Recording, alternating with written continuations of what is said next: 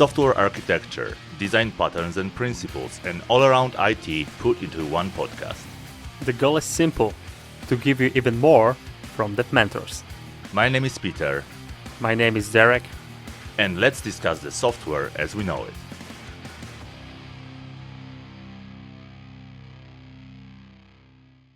Welcome to the fourth episode of our podcast called Software as We Know It. Today we are coming back to the formula of just two of us talking about, I must say, very unique and very important thing to us. So after weeks of waiting, after we announced this on YouTube, we finally released our third full course on our platform called Solid Web API. And in this episode, we wanted to discuss the idea behind this course, why we decided to actually ship it, because as you'll probably hear within just a few minutes, it wasn't that obvious for us from the perspective of the roadmap for 2022. And we'll also discuss the alternatives. We'll also discuss the challenges and the whole process of preparing this material for you. So hopefully it's not gonna be just a dry ad about the course itself. We wanted to just discuss the whole process from the idea and how this idea was born up to the recording process and finishing on the further plans for the DevMentors. So hopefully you will enjoy this episode, and if you're watching this on any sort of platform, we'll just encourage you to leave either a star, upvote, subscription, whatever, just to give us a clear sign that you really appreciate this podcast, and it will be also a sign for us to just keep producing it. So without further ado, let's just get into the episode.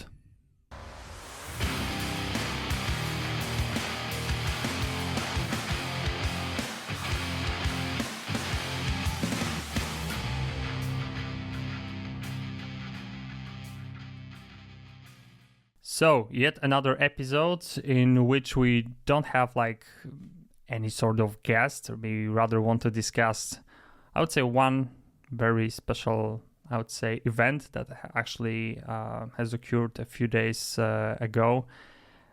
So today we are going to give you a few more details regarding our new full course that we've just released. So Solid Web API, and we're going to discuss what was the actual plan, why we decided to ship this course, a few stories probably behind the recording of this course, and how the life actually challenged our assumptions and our first initial thoughts about making this whole production. So just two of us, and probably we'll do our best to actually entertain you, even though that we are not probably discussing very technical stuff, but something more similar to the episode number 1. So I guess that we can start, right?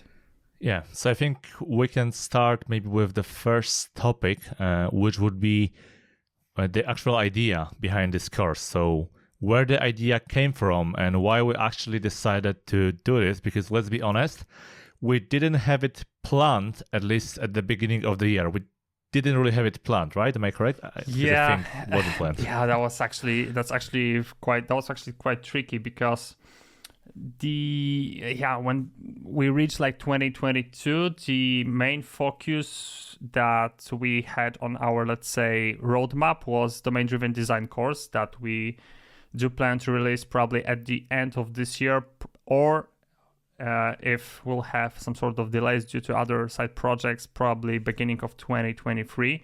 And that's because it's very challenging. It's going to be so far the most tricky course, not only from the material point of view, because there's quite a lot of non-technical materials that we need to create and provide. And also we still need to come up with some sort of smart way of recording this course. So that was the full focus. And I believe that, correct me if I'm wrong, but I believe that you were preparing some sort of workshops for the web API, and we started like talking about, you know what, at some point it would be cool also to provide the course for less experienced developers, because actually we've done quite, I would say, the opposite of the typical development process for the software engineers. So we started with the most complex microservices.NET, which we released in 2020. And then comes the modular monolith, and we missed this entry level, right? Yeah, so it's like the other way around. So we started with the most, let's say, complex topic, and then just moved gradually to a bit less complex topic. And finally, we have decided to record something more about the beginning/fundamentals. So yeah, if you decide to watch these 3 courses, starting from the beginning, start with the web API, then modular monolith, then microservices, not the other way around. Definitely.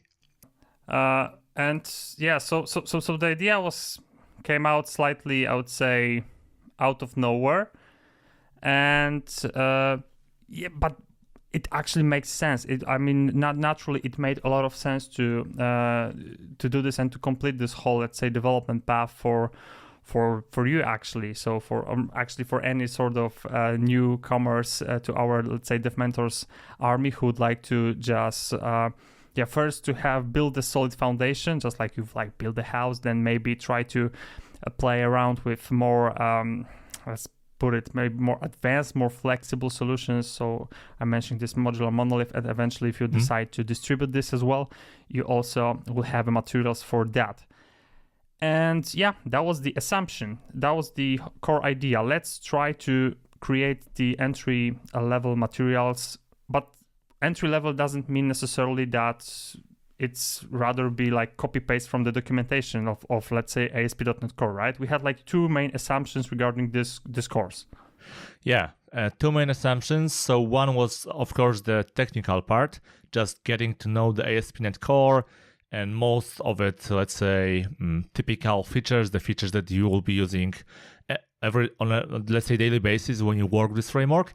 But the second aspect, I would say even maybe more important aspect, because like a more universal aspect, was to think of, or actually showing you the way how to write this object-oriented, well-encapsulated, solid code, and just to show you the way of thinking, especially when you are, let's say, when you are beginning your, let's say, career, or when you, let's say, maybe you're a junior developer and you already wrote some apps in the past, but you feel like there could be something missing. You are not certain if the architecture, your design patterns are actually correct or wrong, or you are using them correctly or missing them.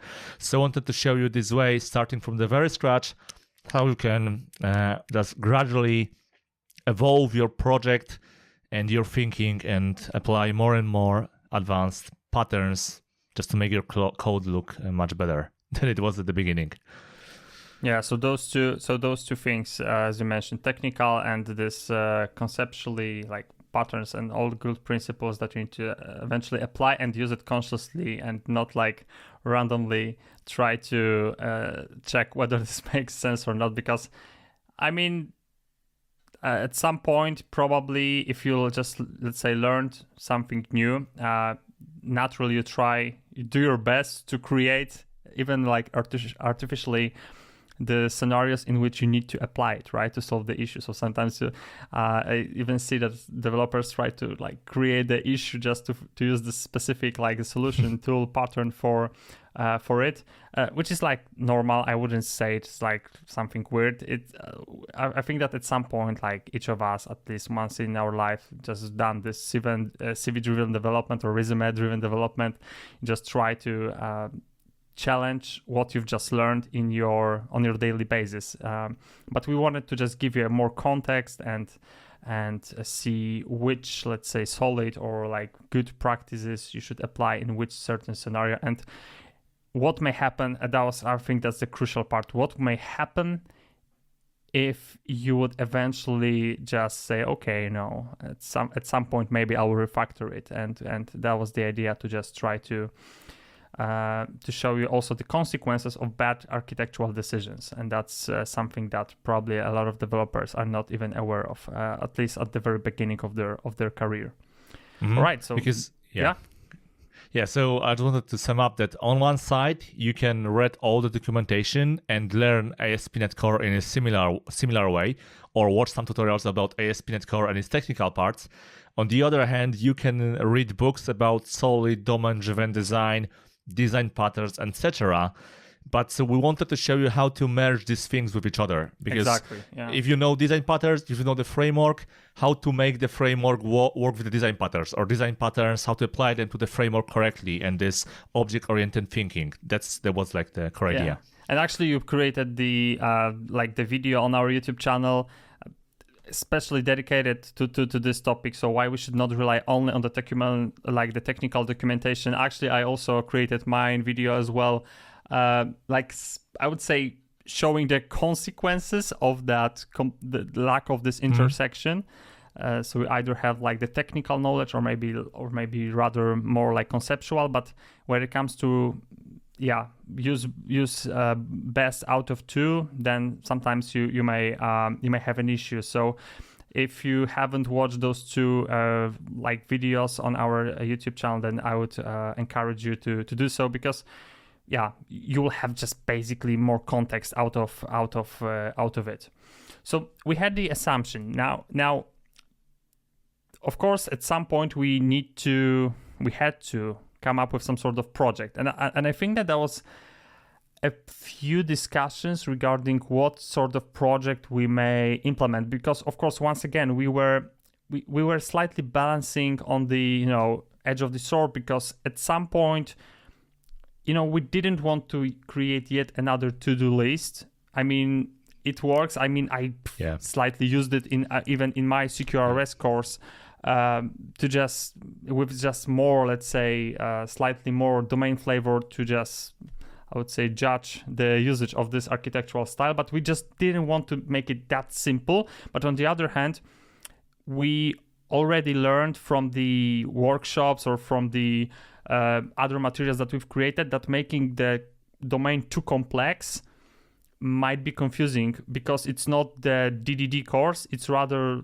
something different. And diving deeply into the domain in this specific case is not first the topic of this certain course, and it simply might be confusing if you're not very into it. So banking on something, I mean, in a very simplified way, it works, but at some point you need to understand the domain. So we wanted to find something which will be like obvious for everyone how this may work. And we actually struggled for a while, right? We didn't have this idea about the domain at first glance. Yeah, we had a few ideas, but like you said, we didn't want to end up with something as typical as another e-commerce store or these sort of things, because there are like plenty of samples implemented. We've using done this also. Kind of we also done this or something, in the past. Yeah. So we were thinking for some time about the project, and I know it took at least a few days or even maybe a few weeks. I don't remember, but it was quite some time to figure out what could be the domain, because the implementation wasn't an issue. Let's say it's not difficult to implement this; it's just difficult to come up with the idea. So finally, we went with the simple, at least when you think about it, simple, let's say, challenge, which is the parking spot reservation. And actually, I got this idea from one of the companies in which I conducted the workshops some time ago. And they told me that actually they had this, they implemented, I think, this internally, this kind of application for reserving the parking spot. So when they come to an office, when they drive to an office, they can make reservation for a parking spot so that they can park their car or whatever they use, bicycle, motorcycle, somewhere. So that was the idea. And we decided to use this idea because, as it turns out, it's not as simple as it looks like. I mean, it's not as simple as just some kind of parking spot entity model containing lists of reservations and you are done. There's like much more to this domain. And we're just trying to show this during this course, that simple challenges might become quickly complex if you are not the domain expert. Yeah, I mean, I fall in this trap because at first glance, my impression was like, I don't think it's very interesting. It's the first thing, but also it's rather trivial. It's probably gonna be like a CRUD with no domain whatsoever. So those solid object-oriented programming principles will not fit naturally. We'll need to come up with very weird stuff probably to just make it more complex. But actually, when we started thinking about this, and even adding like very obvious requirements, something that you might expect. So, that you might have a reservation limit, or maybe there is a different strategy for reserving like the parking spot for a boss of the company or for the regular employee. And at some point where we started like creating those requirements, it quite quickly turned out that actually it's not gonna be that trivial. And there's a lot of pitfalls, especially, I would say, not even for the junior developers, if you're not very experienced with the modeling itself and with the conceptually like breaking down the requirements into the implementation. There might be a few places in which you might simply fail, or maybe not fail, but because you made like the architectural decision based on not accurate analysis, you at short term may succeed, but later when new requirements will come, you might get into the trouble. And because we started this whole like breakdown of the specific requirements that we had, we actually like you mentioned, like the implementation was just a matter of like a few days. I took the part rather around the domain, you more or all around the infrastructure and ASP.NET stuff. So we just had this natural division between each of our responsibility in terms of the coding. But what was important is that we actually started to create the natural course narration, right? Because we had the idea that we wanted to present is that we'll start with the very, very simple requirement, and eventually we'll try to make your life more and more painful, right? By introducing new requirements. Yeah, and it's also worth mentioning, and I think we'll definitely talk about this during the upcoming domain-driven design course somewhere in the future, that when you think, let's say, about your models, the thing that you are trying to model as your entities and this stuff, sometimes when it looks correct on the paper, it doesn't mean that this is also going to be correct in terms of code. Because when you when you write the code and when you have to use database, when you have to think about optimizations, parallel requests, all this stuff, it might turn out that your nice model actually isn't that good, and you have to like refactor it totally. So a spoiler alert, we are also showing, for example, some kind of simple but still temporal modeling, how the time might, for example, have an implication, have an influence on your model and your domain. So some tricky parts that are not that obvious, especially if you have never worked with them before. Yeah, exactly. I mean, that was something that, when we looked at the overall result, so the code was pretty much done. Then we said, actually, it has a potential. And to be honest, maybe another spoiler alert, but we do consider this also as some sort of domain for our DDD course, because actually it's very easy to understand.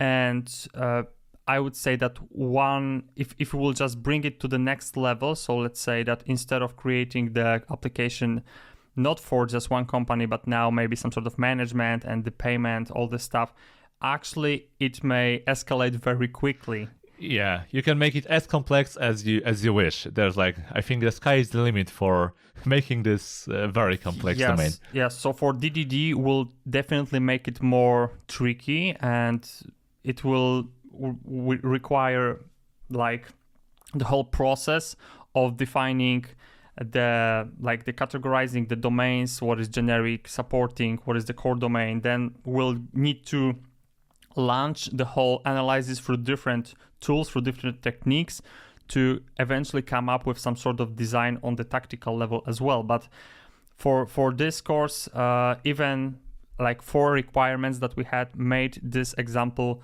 already challenging at certain points. So that was something that we really liked about this.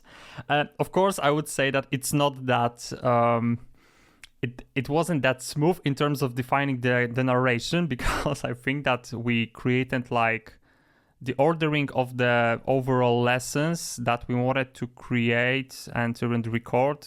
I think it took us like a week, and we had like several versions.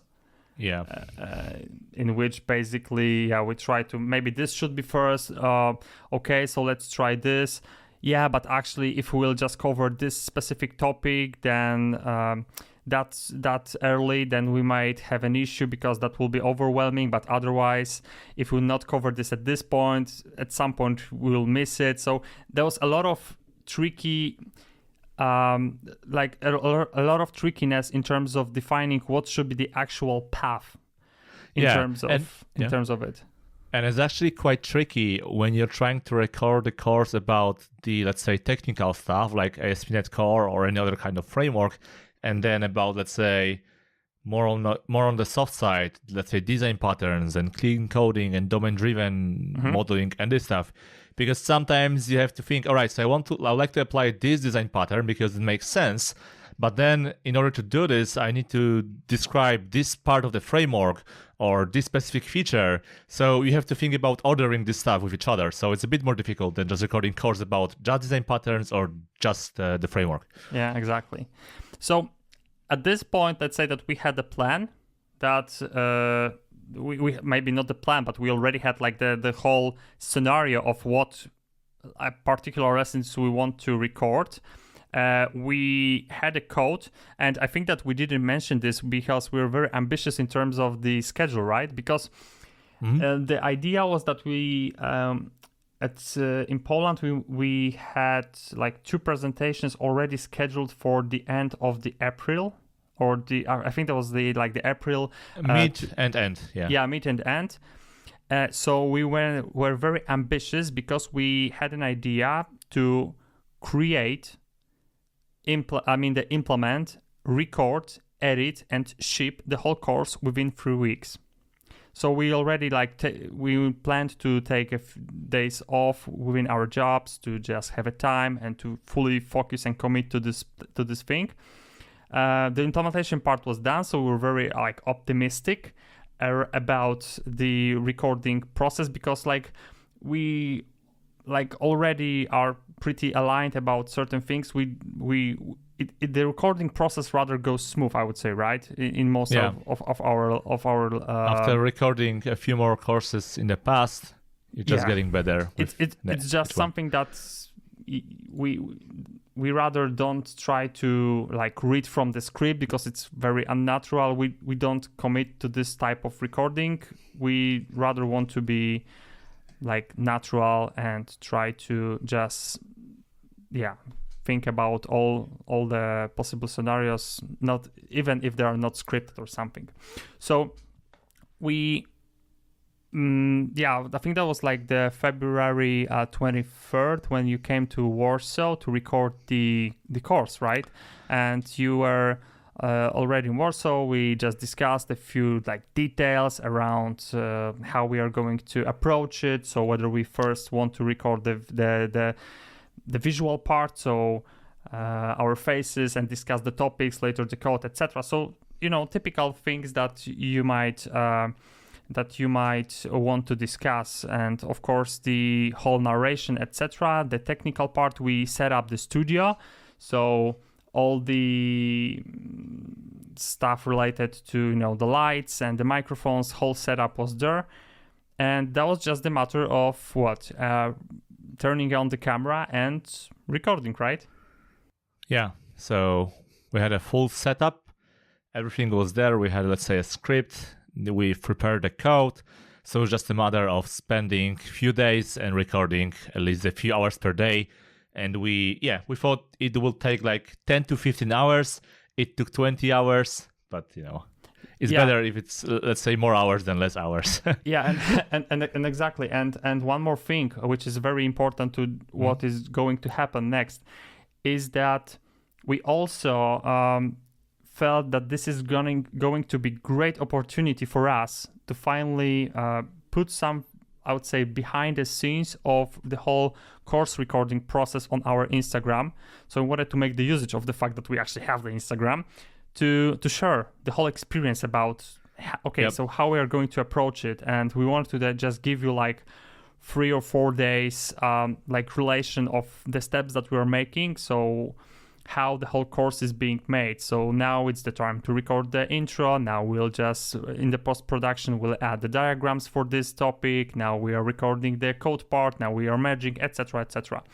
And also worth mentioning is that that was the first time that we wanted to edit in this, like the same day after the recording session. So the plan was to just have the recording session, like 5 to 6 hours maximum, because of the voice and the throat that could hurt you after that much speaking. And then we wanted to just sit together and try to just edit at least some of the most like challenging topics, right? And that was the whole idea. Yeah.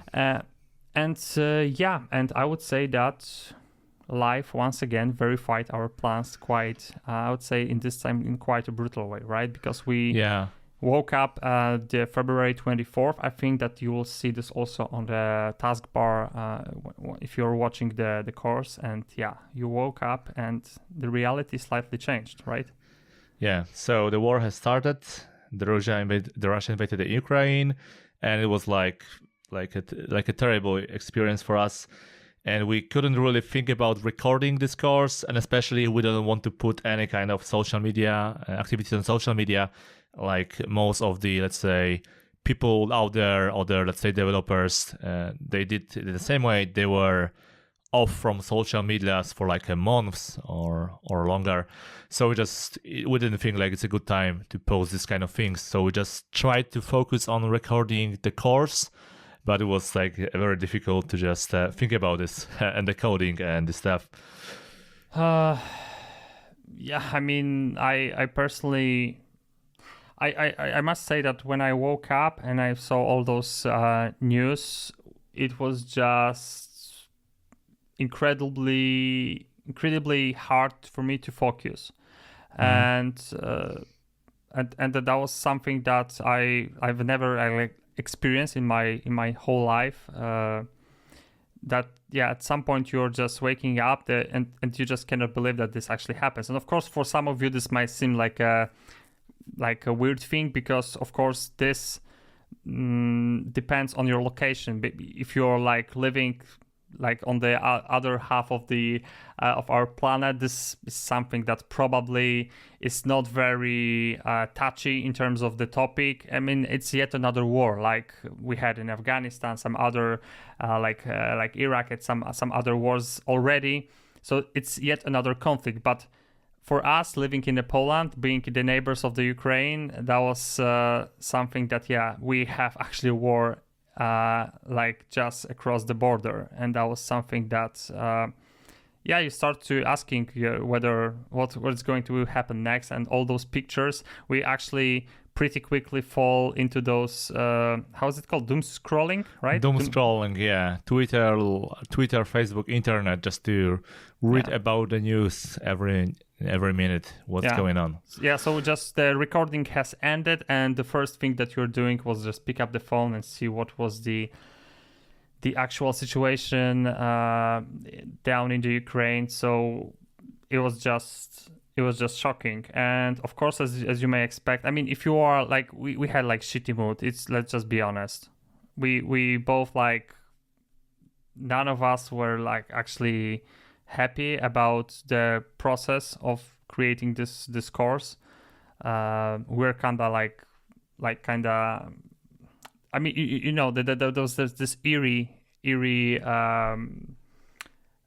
sphere around, and we just had to live with it and do our job to deliver something that we wanted to deliver for all the, let's say, less experienced developers. But it was really hard, and of course, in terms of the schedule, it just collapsed. I mean, we didn't deliver we didn't record the whole material in the time frame. Yeah, so we had like days.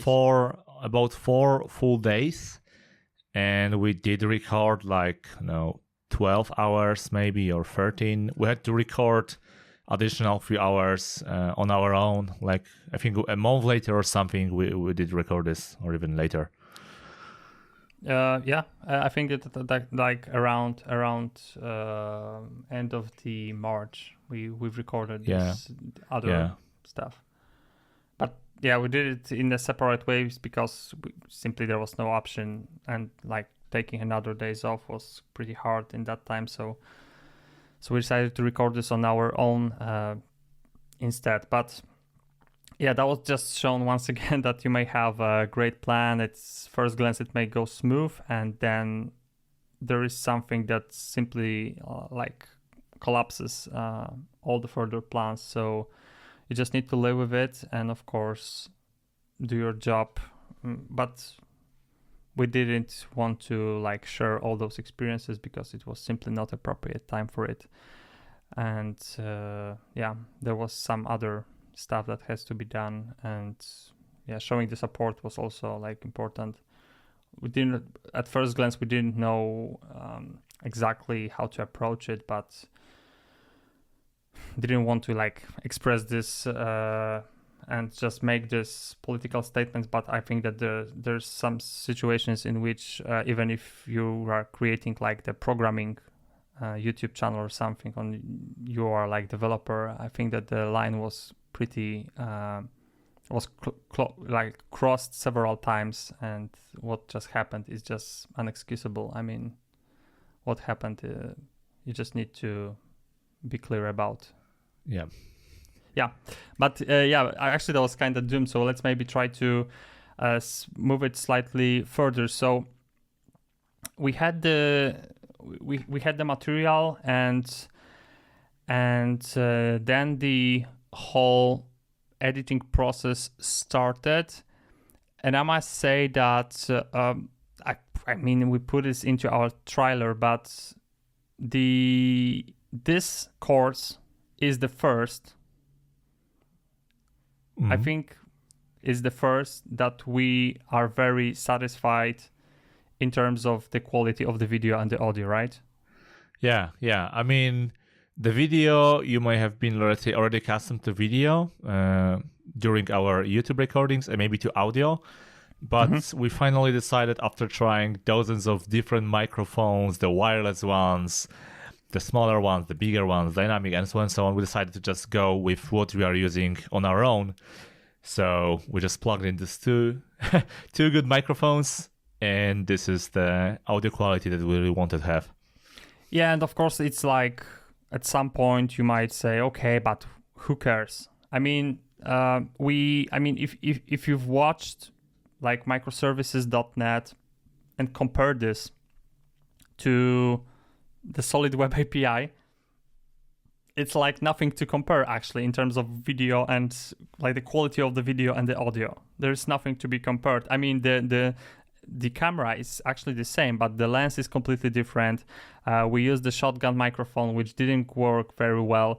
And of course, the reason for that is not that because at that time we didn't care, because we bought the camera especially for that purpose, etc. But first, we didn't have that much of, I would say, experience in terms of the production. And the second was that at some point we just had to find a balance between the, let's say, the quality and the effort that needs to be made. And at that time we wanted to just we thought that the better, like, done is better than perfect. So we don't want to just now spend like 2 years of the audio engineering or to find the best microphones. And of course that's money behind it, because those microphones are freaking expensive, to be honest. But you got the point. We just wanted to give you something that at that point we thought it is like good. It's a decent quality. I mean, you can understand the words, etc., and everything is it's fine. But of course, with each new production, you want to top what you've just done, right? So it's like, okay, that was good. Then a modular monolith came. We already used the better lens, and we already used the microphones, and it was already better.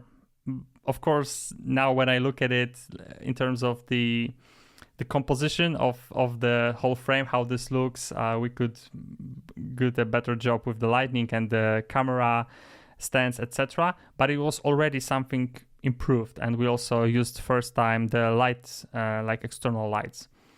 And within here, we simply at some point said, okay, you know what? No more excuses in terms of the quality. We just want to have the best video and audio quality. So 4K with very good visual effects, and we want to create the post-production diagrams in terms of the explanation of the topics instead of just like with the microservices. I think we used like screen sharing and the presentation, right?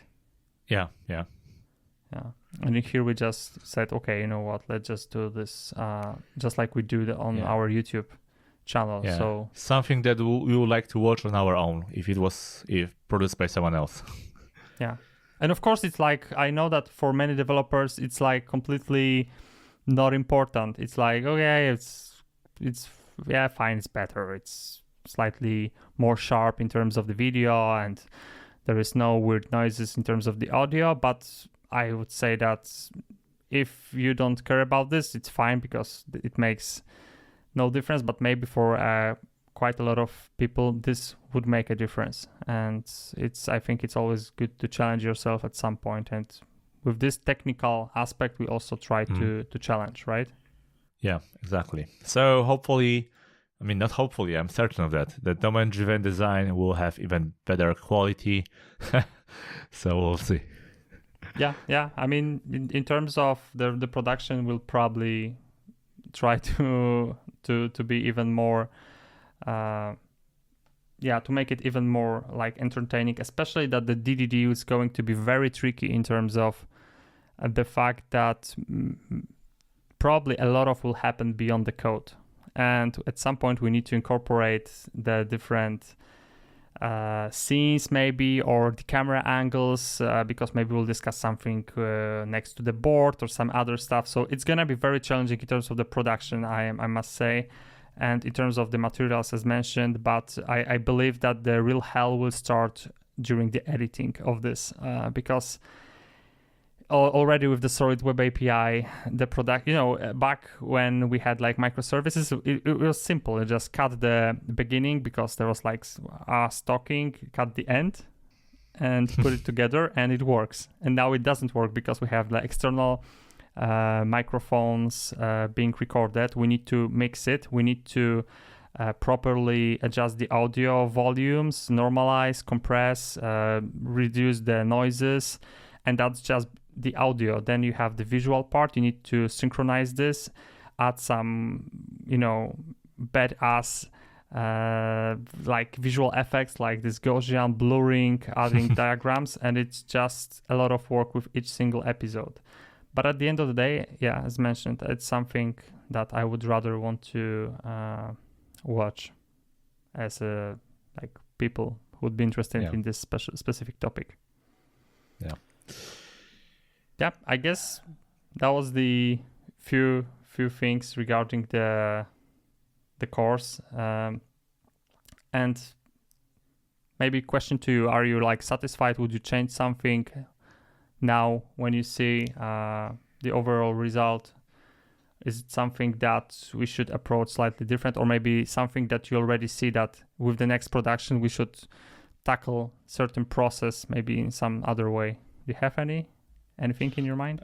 Not really. Of course, you could add more and more content. You could make this course last 25 or 30 hours and just add more features from the framework or from the design patterns. But I'm not sure if it wasn't the point of this course to just talk about all design patterns or all the features of the framework. I know, at least from what I've seen regarding the actual video editing, some, let's say, tutors, some, let's say, some guys that record the courses, they like to show their faces like they were streaming it, so that when someone shows the code, you can see his face at the corner.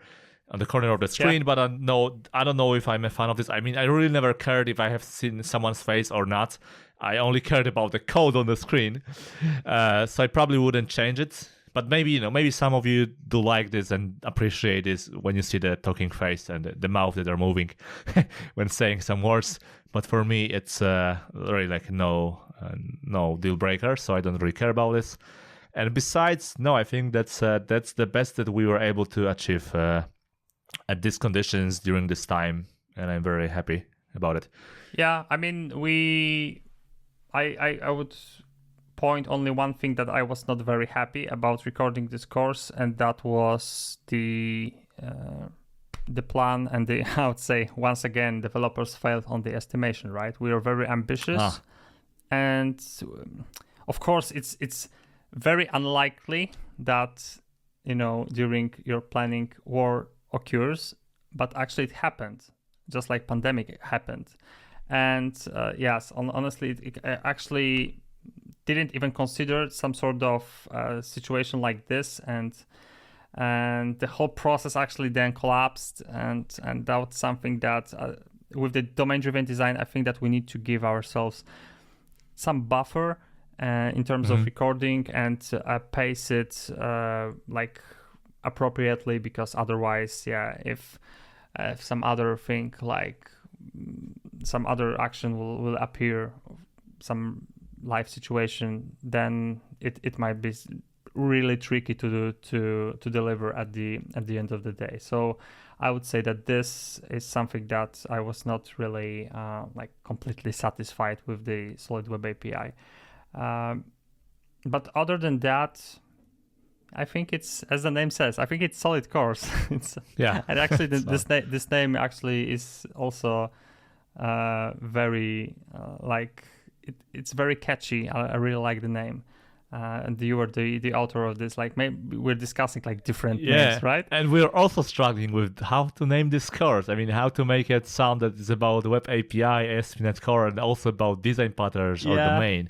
It was very difficult. Yeah, because with the like microservices was obvious. Like, let's call this microservices.net. Yeah, modular monolith is obvious. You have modular monolith. Yeah, job done. But with this, like, web API is not the essence of it. And neither the web API, ASP.NET Core, nor the architectural is the core. Those two are combined are the essence. And the solid web API actually made a lot of sense.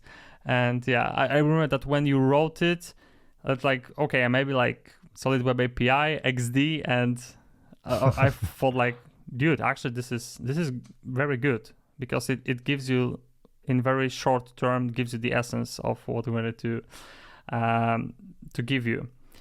So that was the story about our third full course. Of course, next plan is domain-driven design, and it's going to be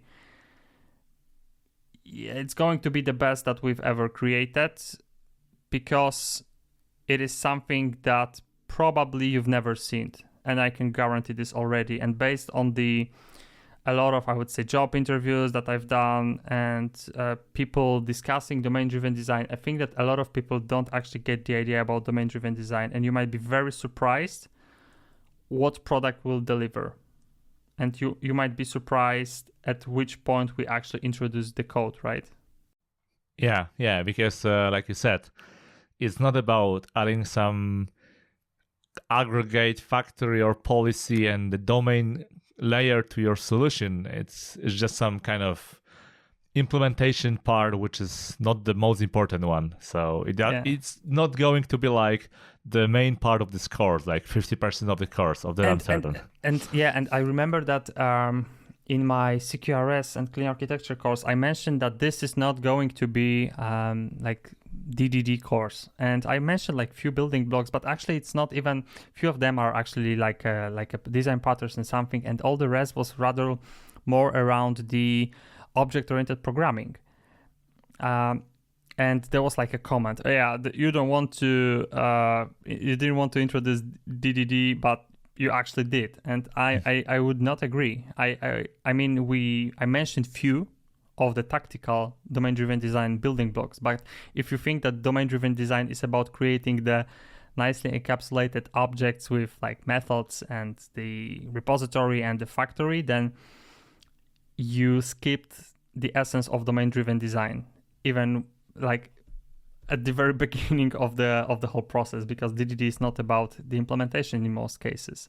It's just a detail, and it's just a result of the analysis and the whole process that you need to do in terms of software engineering. So this is going to be very surprising product, and yeah, it will take us quite some time to deliver it. But till then, we have our Solid Web API available at solidwebapi.net. There is like the whole section regarding like what you will learn, what are of course the full list of the episodes that we have in there, and free demo lessons. A link to the repository, of course, so you can browse the code. Yeah, exactly. And see what's going to be built, with all our courses. Yeah, exactly. And also, because we finally accomplished our full path of like e-learning, now we also introduce another type of product, which is like the bundle. So maybe you want to like purchase the Solid Web API along with a modular monolith and maybe microservices, because you want just a full pack. Then we have a product with the lower price dedicated for those who would like to just try something more than just one course. If you decide to go for all free, then you can just take a month off your job and spend on watching this, because there's quite a lot of material in there and those free. Yeah.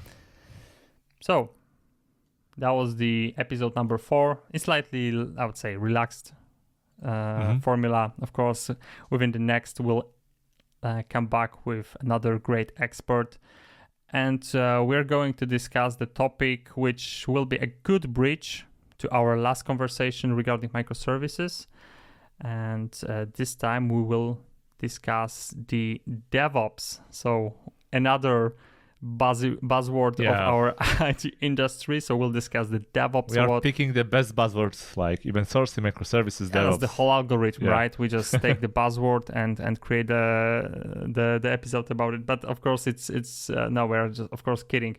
There's very good bridge to what we've discussed with Jakub Nabrdalik and with our next, for now, let's say hidden guest. We may tell you already, because we're after this recording session, that this is going to be a very entertaining episode. So till the next episode, and thank you for listening.